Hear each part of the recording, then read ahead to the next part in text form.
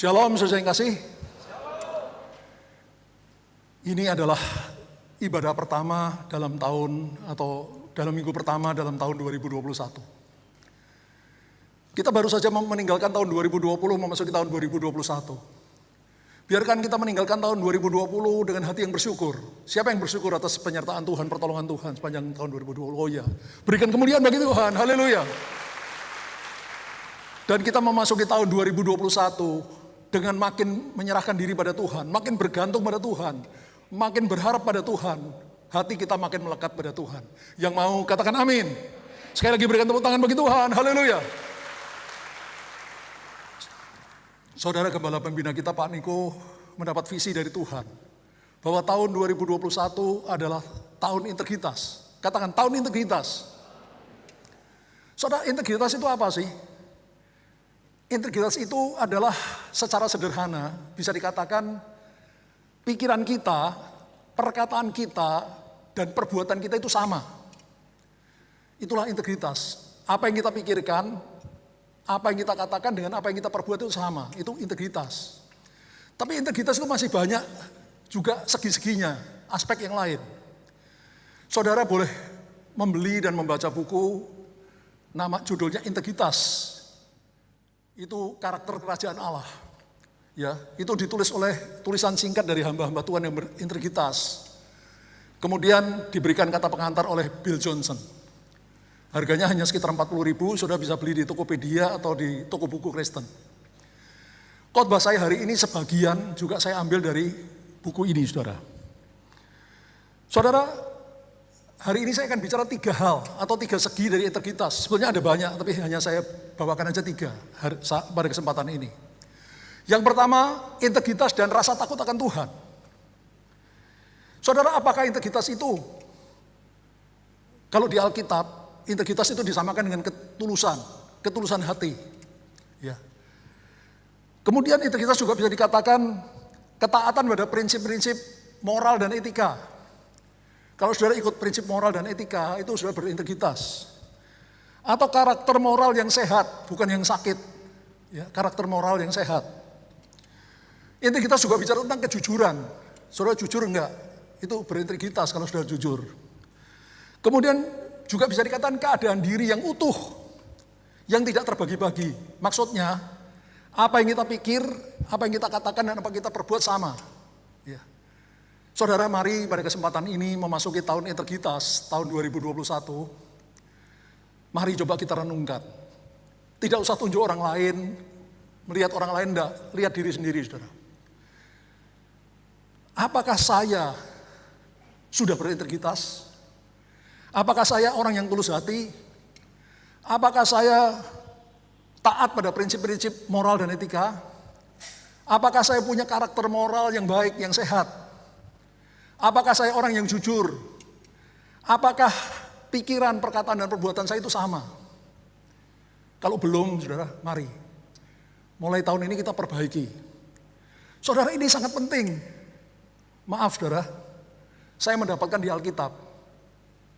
Kalau orang yang tidak berintegritas, maaf, tidak masuk surga. Apa, saudara? Tidak masuk surga. Nanti saya terangkan lebih jauh. Karena itu sungguh-sungguh, saudara, saya ini rindu ya. Saya bukan saja gereja penuh, jemaatnya banyak, ribuan orang, bukan hanya itu, saudara.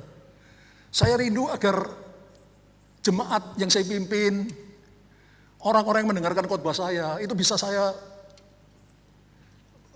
antarkan untuk menuju masuk dalam kerajaan surga sesudah hidup ini, saudara. Kalau hanya di dunia ini, ya kita punya gereja yang besar dan sebagainya itu nggak begitu berarti, saudara.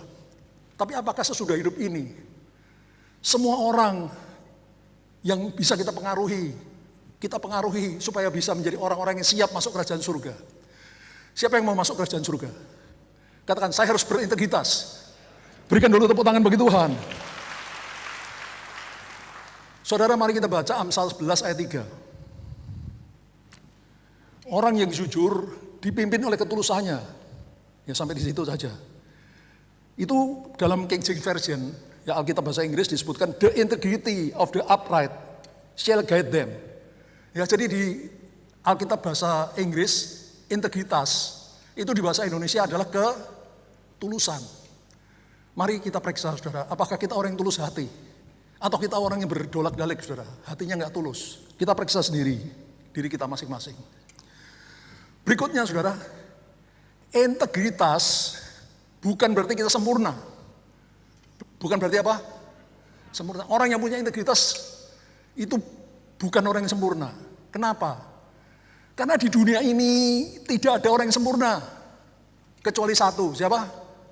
Tuhan Yesus. Yang lain belum ada yang sempurna. Ya, jadi kalau saudara lihat saya belum sempurna, saya mohon maaf, saudara. Saya berusaha menjadi orang yang berintegritas, tapi saya juga bukan orang yang sempurna. Kita sedang menuju kesempurnaan. Kita sedang mengejar kesempurnaan. Do you understand? Mari kita semua seperti itu, saudara. Usahakan dirimu menjadi orang yang berintegritas, yang tulus hati, yang karakter moralnya baik, yang jujur, yang apa yang kita pikir, katakan, dan perbuat itu sama. Ya, kita sedang menuju ke sana, biarpun kita belum sempurna.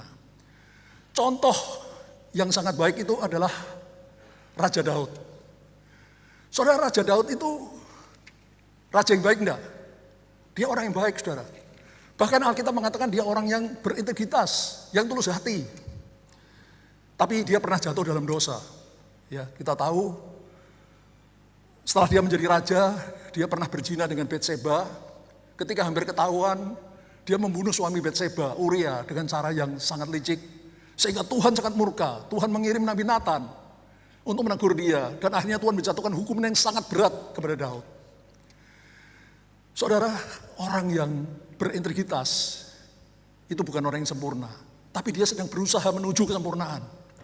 Yang saya senang setelah Daud jatuh dalam dosa itu, dia tidak mengulangi lagi. Amin, saudara? Ya, dia bertobat. Mari kita lihat bahwa Daud itu orang berintegritas. Di dalam Mazmur pasal 78 ayat 72a. Ia ini Daud menggembalakan mereka ini bangsa Israel dengan ketulusan hatinya. Jadi Daud itu jelas orang yang tulus hati. Atau dalam bahasa Inggris King James Version, so he feed them according to the integrity of his heart. Dia menggembalakan mereka bangsa Israel dengan ketulusan hatinya, integrity of his heart. Mari kita juga menjadi seperti Daud, saudara, orang yang berintegritas dalam hati kita masing-masing. Saudara, dari mana sih kita bisa menjadi orang yang berintegritas? Bukan dari sononya. Halo? Bukan dari sejak lahir kita jadi orang berintegritas, bukan. Itu dimulai dari pengenalan akan Allah. Katakan pengenalan akan Allah. Dimulai dari rasa takut akan Tuhan. Saudara, ketika kita mulai mengenal Allah, ketika kita mulai baca Alkitab, kita mengerti perintah-perintah Allah, timbul rasa takut akan Tuhan, timbul keinginan, dorongan dalam hati kita untuk melakukan seperti yang Yesus lakukan. Untuk menjadi seperti Tuhan Yesus yang kudus, yang tidak bercacat celah. Jadi saya ulangi, dari mana datangnya integritas? Bukan dari sononya, sejak kita lahir kita jadi orang berintegritas, enggak, saudara. Kita jadi orang berintegritas, kita terutama orang-orang Kristen yang saya maksud ya, itu sejak kita mengenal Allah, mengenal Tuhan Yesus, makin mengenal Dia, kita makin mengasihi, makin takut akan Tuhan. Lalu timbul kerinduan, dorongan yang kuat dalam hati kita untuk berbuat seperti Yesus perbuat. Ya, untuk menjadi kudus dan tidak bercacat celah. Do you understand? Berikan tepuk tangan bagi Tuhan, haleluya. Itu sebabnya saya katakan tadi, integritas dan takut akan Tuhan. Jadi bukan dimulai ujuk-ujuk. Ya, orang ini sering ujuk-ujuk seneng ya. Ujuk-ujuk begini, ujuk ini, enggak ujuk-ujuk. Ini kerja keras. Jadi orang berintegritas gampang atau sulit? Yang bilang jadi orang berintegritas gampang, angkat tangan. Enggak gampang, saudara. Perjuangan. Pakai air mata, nangis, saudara. Untuk jadi orang berintegritas enggak gampang, sulit. Kadang-kadang kita terpojok begitu rupa. Untuk mau hidup jujur atau enggak, dan sebagainya. Enggak gampang, betul-betul enggak gampang, saudara. Tapi kalau kita mau belajar seperti Tuhan Yesus, kita bertumbuh menjadi orang yang berintegritas. Yang percaya katakan amin. Saudara, integritas itu juga harus disertai kasih. Yesus adalah orang yang sangat berintegritas, tapi dia penuh dengan kasih. Dia mati karena dia mengasihi kita, orang-orang berdosa. Ketika Yesus masih ada di muka bumi, berkali-kali dikatakan, maka jatuhlah Yesus belas kasihan. Ya berkali-kali melihat orang susah, orang sakit, orang mati, Yesus jatuh hati, dia berbelas kasihan, mengasihi mereka. Integritas harus disertai belas kasihan seperti Tuhan Yesus. Integritas jangan hanya menjadi topeng. Jadi apa saudara?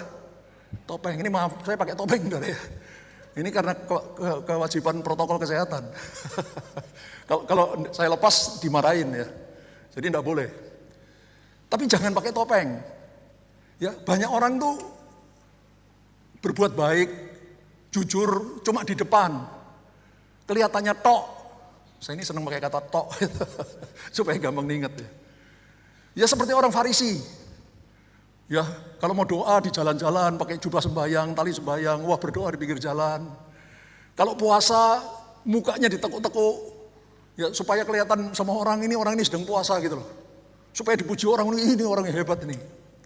Tapi Tuhan Yesus berfirman, hai ahli-ahli Taurat dan orang-orang Farisi, kalian itu seperti kuburan yang di luarnya dilabur putih-putih sehingga bersih di luar.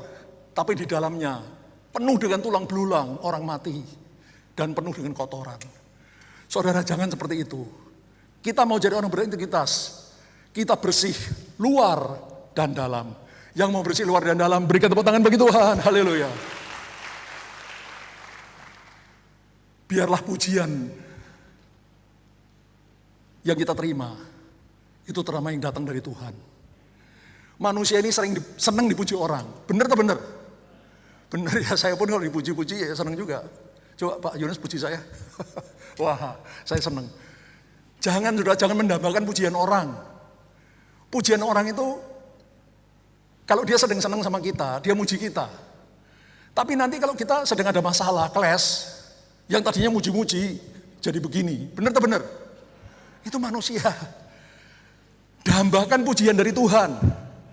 Kalau pujian dari Tuhan itu tidak mungkin yang boten-boten. Kalau Tuhan muji itu pasti benar. Ya saya paling rindu saudara, saya paling rindu. Nanti di akhir perjalanan saya di dunia ini, ketika saya berjumpa dengan Tuhan, Yesus, dia akan berkata pada saya pribadi, saya harap juga sama kepada saudara pribadi. Sabaslah, baik sekali perbuatanmu hambaku yang baik dan setia. Engkau sudah setia pada perkara kecil, aku akan memberikan padamu perkara yang besar. Masuklah dan turutlah dalam kebahagiaan Tuhanmu. Saudara, pujian Tuhan Yesus itu terus terang yang saya kejar. Dengar saudara, dalam hidup saya itu yang saya kejar. Saya dambakan siang dan malam, saya rindu Tuhan. When I meet you face by face, ketika aku berjumpa engkau muka dengan muka, aku rindu mendengar engkau berkata kepadaku pribadi, Yongki, sabas, baik sekali perbuatanmu anakku yang baik dan setia. Engkau sudah setia pada perkara kecil, aku memberikan padamu perkara besar. Masuklah dan turutlah dalam kebahagiaan Tuhanmu. Dan saya akan berbahagia bersama dia selama-lamanya di dalam surga. Saya berdoa semua saudara mengalami yang sama. Jadilah orang yang berintegritas, orang yang jujur tulus hati, orang yang sama pikiran, perkataan, perbuatannya biarpun kita belum sempurna. Agar kalau kita berjumpa dengan Tuhan, dia akan memberikan pujian kepada kita. Sabaslah Yunus, engkau hambaku yang baik dan setia. Engkau sudah setia pada perkara kecil. Saudara, semua yang kita lakukan di dunia ini perkara kecil. Dengar baik-baik saudara. Biarpun jemaat kita 1 juta orang, kita punya gereja 100 gereja kita bawahi atau kita pimpin. Itu dibanding Tuhan tidak ada apa-apanya, perkara kecil. Tapi kalau kita setia pada perkara kecil, mungkin kita coba mengembalakan 50 jemaat atau berapapun, tapi kita jadi orang yang berintegritas, yang setia, yang jujur, yang takut akan Tuhan. Tuhan akan berkata, sabas, Baik sekali perbuatanmu, hambaku yang baik dan setia. Engkau sudah setia pada perkara kecil, aku akan memberikan padamu perkara besar. Masuklah dan turutlah dalam kebahagiaan Tuhanmu. Dan kita akan berbahagia bersama dengan Dia. Berapa lama? Selama-lamanya. Berikan tepuk tangan bagi Tuhan. Jadi yang pertama, kita tahu integritas dan rasa takut akan Tuhan. Integritas kita dimulai dari pengenalan dan rasa takut akan Tuhan. Itu membawa kita semakin hari semakin berintegritas di hadapan Tuhan. Yang kita harapkan akan berakhir dengan pujian Tuhan kepada kita di akhir hidup kita. Kita masuk bagian kedua. Integritas dan keteladanan. Integritas dan keteladanan. Saudara, keteladanan itu adalah warisan terpenting. Keteladanan adalah warisan terpenting yang bisa diberikan oleh seorang pemimpin kepada orang yang dipimpinnya, atau seorang tua kepada keturunannya, anak-anaknya dan cucu-cucunya. Keteladanan itu warisan terpenting. Harta, kedudukan, itu mungkin bisa diwariskan. Tapi itu seringkali gak kekal, saudara. Bisa sebentar aja habis. Tapi keteladanan itu akan membekas kuat di dalam ingatan, di dalam pikiran dari anak-anak atau orang-orang yang kita pimpin atau keturunan kita. Saudara, waktu saya masih muda, belasan tahun, ayah saya pernah ngomong gini sama saya, Yongki, kamu tahu enggak, dulu kakek buyutmu, kakek buyut itu kakeknya ayah saya, itu salah satu orang yang paling kaya di Surabaya. Ini kata ayah saya ya, kalau tidak benar, saudara tuntutlah ayah saya. Ayah saya sudah meninggalkan dunia ini. Namanya Lim Tenggu. Lim Tenggu. Beliau adalah salah satu dari raja tekstil di kota Surabaya. Kalau namanya raja tekstil, pasti salah satu orang yang paling kaya lah, saya yakin. Ayah saya bilang kalau waktu itu kamu ke Surabaya ngomong nama Lim Tenggu, semua orang, para pengusaha pasti tahu semua. Salah satu orang yang paling kaya di Surabaya pada zamannya. Tapi begitu turun pada kakek saya, anaknya baru satu keturunan. Kakek saya itu orang yang biasa-biasa saja, nggak kaya, saudara. Hanya biasa, kekayaannya sudah hilang. Lalu ayah saya bekerja keras, membangun lagi kekayaan. Tapi sampai saya, anaknya ayah saya, kita sempat kalau sudah baca buku saya, untuk makan saja susah. Saudara bayangkan, cucu buyut dari salah satu orang yang paling kaya di Surabaya pada zamannya. Akhirnya untuk makan saja susah. Saudara, kekayaan, pangkat, raja, sultan dan sebagainya itu bisa hilang. Tapi keteladanan, orang tua atau pemimpin yang baik, yang takut akan Tuhan, itu dibawa menjadi ingatan yang kuat bagi keturunan, bagi anak cucunya, bagi orang yang dipimpinnya. Yang percaya berikan tepuk tangan bagi Tuhan. Saudara, Tuhan Yesus berfirman, sebab aku telah memberikan suatu teladan kepada kamu. Jadi Tuhan Yesus sendiri berfirman bahwa Dia memberikan contoh, menjadi teladan bagi murid-muridnya. Rasul Paulus juga menuliskan, saudara-saudara, ikutilah teladanku. Rasul Paulus menyuruh murid-muridnya mengikuti teladannya. Bahkan di dalam 1 Korintus pasal 11 ayat 1, Rasul Paulus menulis begini, jadilah pengikutku, seperti aku menjadi pengikut Kristus. Halo? Saudara, setiap pemimpin, bahkan semua orang di sini, seharusnya pada akhirnya berani berkata seperti ini, jadilah pengikutku. Lu siapa lu? Ya tapi kalau kita hidupnya sungguh-sungguh menjadi teladan, kita berani ngomong gitu. Jadilah pengikutku seperti aku mengikuti Kristus. Seperti aku menteladani Kristus, teladanilah aku. Seperti aku menteladani Kristus. Seharusnya setiap orang Kristen harus bisa berkata begitu. Saya berdoa supaya suatu saat tidak terlalu lama, semua orang di tempat ini bisa berkata atau berani berkata, ikutlah teladanku seperti aku menteladani Kristus. Yang mau berikan tepuk tangan bagi Tuhan. Bahkan Rasul Paulus menyuruh muridnya Timotius yang masih muda untuk menjadi teladan bagi orang lain. Paulus menulis seperti ini, jangan seorang pun menganggap engkau rendah karena engkau muda. Orang muda seringkali dilecehkan, lu masih muda, masih kecil atau apa gitu. Paulus berkata pada Timotius, jangan sampai kamu dilecehkan karena kamu masih muda. Tapi jadilah teladan bagi orang percaya. Teladan dalam hal apa? Dalam hal perkataan, dalam tingkah lakumu, dalam kasihmu, dalam kesetiaanmu, dalam kesucianmu. Saudara, sekali lagi saya berdoa, semua orang di sini suatu ketika, dan jangan terlalu lama, karena Tuhan Yesus sudah mau datang, semua kita berani berkata dengan tulus hati, bukan sok sombong. Ikutilah teladanku, seperti aku menteladani Kristus. Yang mau memberikan tepuk tangan bagi Tuhan. Saudara yang kekasih, ada pepatah berkata bahwa satu gambar, ini mohon maaf saudara, karena saya begitu emosi, ini air mata keluar. Ya juga di sini keluar Pak, jadi harus dibersihkan dulu.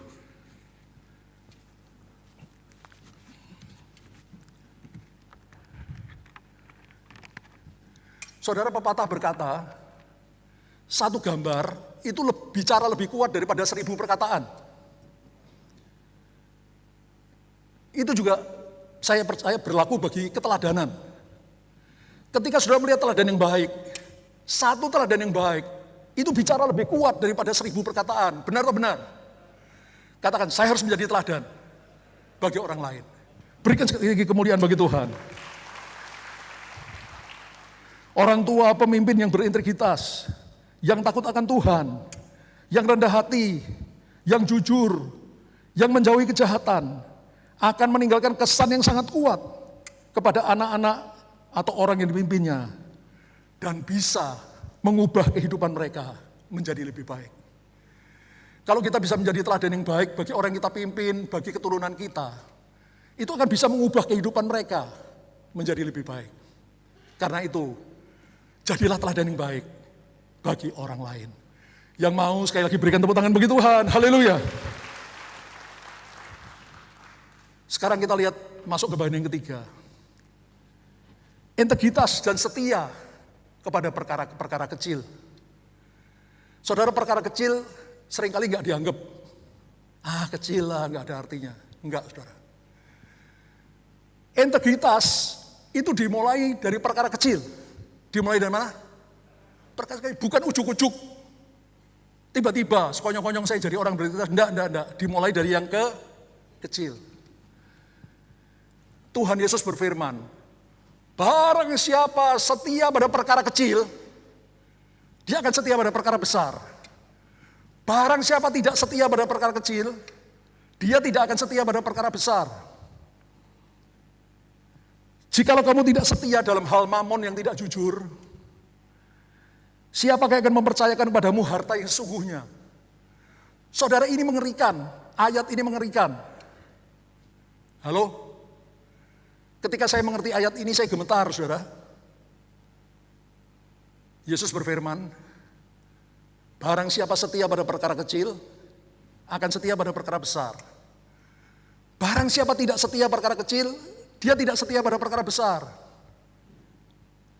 Jikalau kamu tidak setia dalam hal mamon yang tidak jujur, mamon itu uang, siapakah yang mempercayakan pada kamu harta yang sesungguhnya? Saudara ngerti maksudnya ayat ini? Di mata Tuhan, dengar baik-baik saudara, uang itu perkara kecil. Kalau di mata kita perkara besar. Di mata Tuhan uang itu perkara kecil. Tapi kalau kita tidak setia perkara kecil, mamon, siapa yang mempercayakan padamu harta yang sesungguhnya? Harta yang sesungguhnya itu apa? Kerajaan surga. Yesus berfirman, apa gunanya kamu memperoleh dunia dengan segala isinya? All wealth in this earth, in this world, Semua kekayaan di dunia ini, apa gunanya kamu memperoleh dunia ini dengan segala kekayaannya, tapi jiwamu binasa? Saudara, dengar baik-baik. Ini saya sangat takut, saudara. Saya ngerti banyak orang, termasuk orang Kristen, itu tidak jujur dalam perkara kecil, terutama soal duit. Tapi dengar baik, ini bukan perkataan saya, ini perkataan Tuhan Yesus. Siapa yang tidak setia pada perkara kecil, yang di sini dikatakan oleh Tuhan Yesus adalah mamon, dia tidak akan menerima harta yang sesungguhnya. Artinya tidak masuk kerajaan surga. Ngeri sekali, saudara. Ngeri sekali. Saudara, ada yang mengajarkan bahwa semua orang itu punya harga. Ada orang yang kalau ngelola 100.000 rupiah bisa dipercaya. Tapi begitu ngelola 1 juta, sikat bleh. Ya, jadi nilainya dia cuma 1 juta. Ada yang kalau mengelola 1-2 juta masih bisa dipercaya. Begitu ngelola 100 juta, sikat bleh. Ada orang yang bisa dipercaya 100 juta, tapi begitu dipercaya 100 miliar, sikat.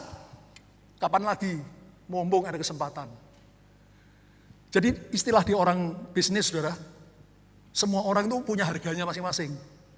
Yang orang ini harganya 1 juta, orang itu 10 juta, orang itu 100 juta, itu 1 miliar. Pasti mau korupsi atau mau berbuat jahat. Tapi dengar baik-baik, saudara, saya berharap benar-benar setiap orang Kristen, terutama saudara yang ada di tempat ini dan yang mendengar khotbah saya, kita tidak bisa dibeli dengan harga berapapun juga. Mau 100 miliar, 100 triliun, berapapun, tidak bisa dibeli. Ya. Jangan bisa dibeli dengan harga berapapun. Karena siapa setia perkara kecil, setia perkara besar. Saudara, menjadi orang berintegritas, seperti yang saya katakan tadi, tidak ujuk-ujuk. Dimulai dari perkara kecil. Contoh, ini contoh sehari-hari. Uang kembalian, susuk. Ya, kalau orang Jawa bilang susuk, susuknya piro? Kembaliannya berapa? Ya, ketika kita bayar sesuatu, ada kelebihan dikembalikan kan? Kadang-kadang kan kembaliannya lebih. Saya pernah ngalamin beberapa kali, saudara. Lah, kalau orang yang tidak berintegritas kan mikir gini, kebetulan rezeki saya kan tidak nyuri dari orang itu, dia sendiri kembalikan salah itu. Kebetulan ini rezeki saya. No way, jangan lakukan. Berapa kali saya terima uang kelebihan saya kembalikan. Wah ini bu, pak, lebih uangnya, kembaliin. Contoh yang kecil lainnya, bon makan di restoran. Ya saya biasanya kalau makan di restoran, saya minta bonnya, saya periksa dulu. Bisa kurang, bisa lebih. Ya, kadang-kadang ada yang kelebihan. Ya, kita tidak makan apa, tapi ditulis itu. Saya suruh betulkan. Tapi kadang-kadang kurang. Ya misalkan kita makan ayam 1, makan ayam 3, di situ tulis 1. Kita beri, wah kebetulan ini lumayan ini. Jangan. Saya bilang sama orangnya, Pak, ini tadi kita makannya 3 Pak, tolong dirubah bonnya. Jujur, setia pada perkara kecil. Yang paling sulit bagi saya nggak tahu bagi saudara, itu dosa putih. Apa saudara? Dosa putih. Dosa yang tidak merugikan orang lain. Saya kasih contoh lah, ini terjadi tahun yang lalu saudara, sebelum pandemi. Ada seorang karayon di Jakarta yang menikahkan anaknya. Jadi dia membuat undangan, dibagi-bagikan. Lalu beberapa minggu kemudian sekretarisnya, seorang gadis telepon ke saya. Pak Yongki, Bapak bisa datang enggak di pernikahan anaknya Pak ini? Saudara, dari permulaan saya tidak mau datang. Saya bukan tidak bisa datang, saya memang terencana tidak mau datang. Padahal saya bisa datang. Nah, saya itu berpikir gini, ngikuti teladan Tuhan Yesus. Yesus berkata apa? Bila ya katakan ya, bila tidak katakan tidak. Lebih dari itu berasal dari si jahat. Jadi kalau saya bilang gini, aduh sorry bu, saya tidak bisa datang. berarti saya berdusta. Saya dosa. Tapi saya jadi bingung waktu ditelepon, Pak Yongki, Bapak bisa datang enggak di pernikahan anaknya Pak ini? Saya mau bilang, wah tidak bisa ya, saya tidak bisa datang. Saya nggak mau berdusta, saudara. Jadi akibatnya saya ngomong ini, tidak, saya tidak datang. Tapi mungkin karena saya kebingungan, kata-kata saya ini kasar. Kedengaran kasar di telinga sekretarisnya Karayon itu. Jadi sekretaris Karayon itu ngomong sama Ibu Karayon, wah Pak Yongki ini marah-marah ya, ditanyain mau datang enggak kok marah-marah itu. Jadi istrinya Karayon waktu ada kul tim 20 di Sentul, ngomong sama istri saya, Pak Yongki kok gitu sih ya, masa cuma ditanyain mau datang enggak di pernikahan anak saya kok marah-marah itu. Waduh saudara, saya merasa bersalah juga. Tapi masalahnya saya ini sedang kebingungan. Mau jawab tidak bisa datang, padahal saya bisa. Cuma saya tidak mau. Lah kalau saya bilang, Pak, Bu, saya tidak mau datang kan enggak enak juga. Jadi saya bilang, saya tidak datang. Tapi mungkin kata-kata saya itu kasar ya. Karena saya memang bingung, saudara. Jadi akhirnya, ya akibatnya saya dituduh orang yang kasar. Ya memang kasar, saudara ya mungkin. Ya tapi maafkan aja lah. Ya, jadi kadang-kadang kalau saudara ngomong sama saya nggak mau bohong, saya kadang-kadang kata-katanya mungkin agak kasar, saudara. Tapi tujuannya memang supaya tidak bohong gitu loh.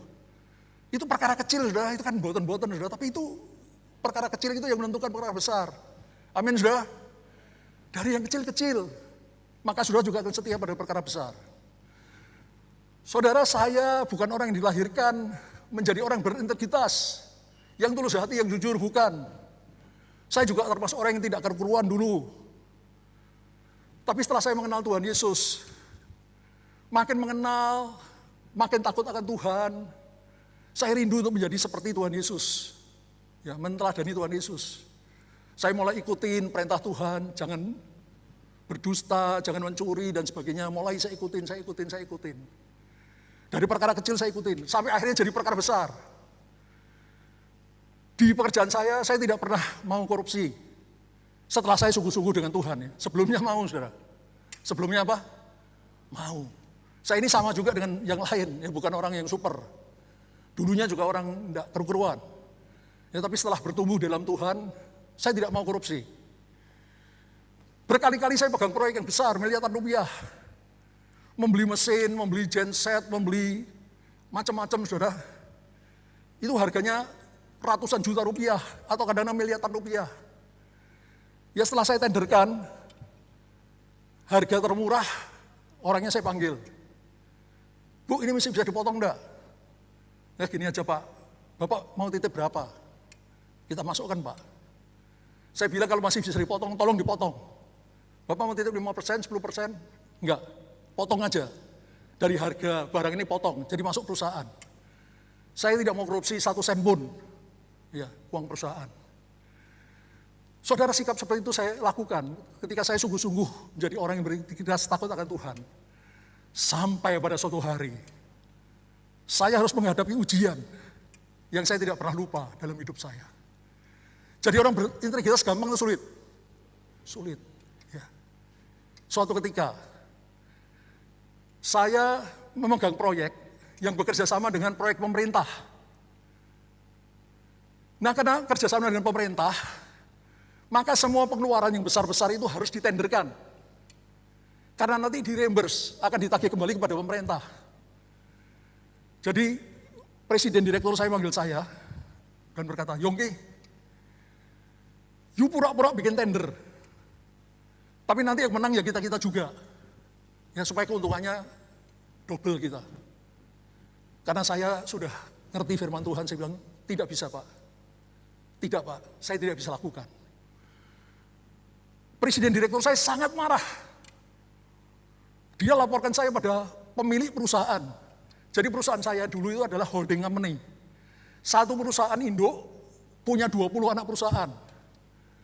Dia laporkan saya pada pemilik perusahaan, pemegang saham terbesar di perusahaan kami, presiden komisaris.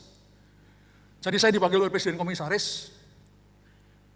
Saya duduk di depan meja beliau, lalu atasannya berkata, Yongki, lakukan ini. Saya bilang sama beliau, saya tidak bisa Pak. Saya tidak pernah lupakan adegan yang terjadi saat itu. Itu sudah lewat dari 20 tahun yang lalu. Itu Presiden Komisaris saya sangat marah. Beliau gebrak meja, berat, sambil berteriak, Yongki, ini bukan gereja, ini perusahaan. Lakukan yang saya perintahkan. Perusahaan lain juga lakukan seperti yang kita lakukan. Kenapa kamu tidak mau? Saya hanya menundukkan kepala dan berdoa dalam hati. Tuhan, andai kata karena saya taat pada firman-Mu, tidak mau berbuat kejahatan, dan saya dipecat, saya mau Tuhan, jadilah kehendak-Mu. Padahal cari kerjaan dari dulu pun susah, saudara, tidak gampang. Tapi saya bilang, Tuhan, bila karena saya mau mempertahankan firman-Mu, saya harus dipecat. Saya mau, jadilah kehendak-Mu Tuhan. Akhirnya saya tidak jadi dipecat, saudara. Karena saya tidak pernah korupsi, tidak pernah merugikan perusahaan, saya bekerja dengan baik. Tapi akibatnya, pangkat saya tidak naik-naik. Selama bertahun-tahun, mungkin lebih dari 4-5 tahun, pangkat saya tetap direktur teknik. Sedangkan teman-teman saya yang dulu masuknya barengan dengan saya, mereka sudah jadi direktur penuh, memegang 1 atau 2 anak perusahaan. Saya tetap jadi direktur teknik bertahun-tahun lamanya. Sampai akhirnya suatu hari, tahun 2000 ini, saya diangkat oleh pimpinan saya jadi direktur penuh, memegang 1 anak perusahaan. Saya percaya itu karena saya pernah berkata pada Tuhan, Tuhan, aku ingin mempersembahkan karirku di dunia bisnis sebagai persembahan padamu. Dan Tuhan dengar doa saya.